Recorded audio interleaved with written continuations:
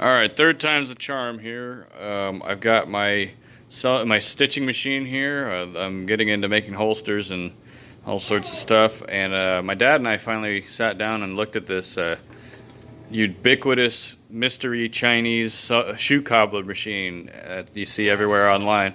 And I picked this one up for about 150 bucks. Forgive my daughter, she's goofing around in the other room. Basically, this is a hand crank machine.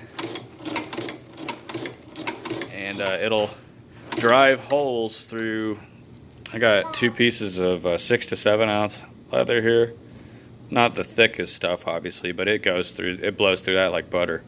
It came with non-binded nylon thread, which is no good for making holsters because the thread frays like crazy and breaks easy.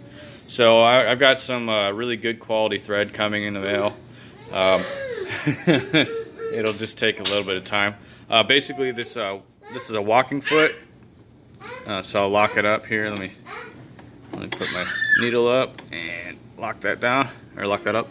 And basically, this I was trying to figure out because if you notice, my stitches on the back here, these top ones, are about 1/4 inch of stitch from hole to hole.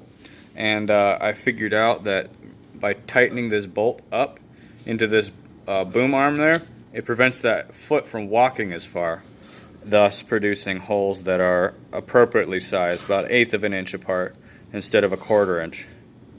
So I've just been practicing punching holes to see the distance it's going to travel, and I'm pretty happy with that. That looks pretty great. All I got to do is just make sure that my grooves are even on both sides. What I might do is if I have like a weird groove that isn't parallel to the edge of the leather, what I might do, like this one, I intentionally made the groove closer to the outside of that leather than it is to this side of the leather from on top to bottom. You can notice how it's not quite even.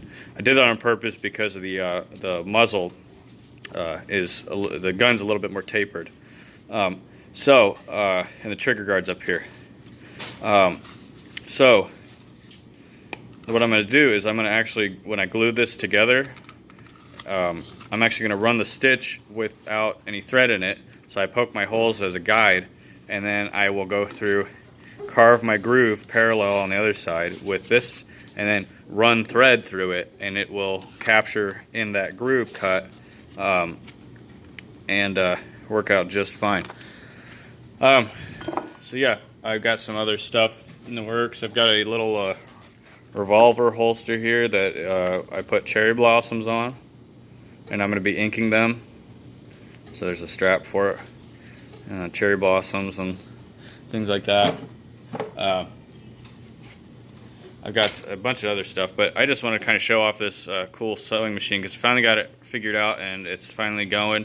Pretty excited about it. Pretty neat piece of machinery, man. But that's all I wanted to say. Hope you're doing well, and I'll talk to you later. Bye.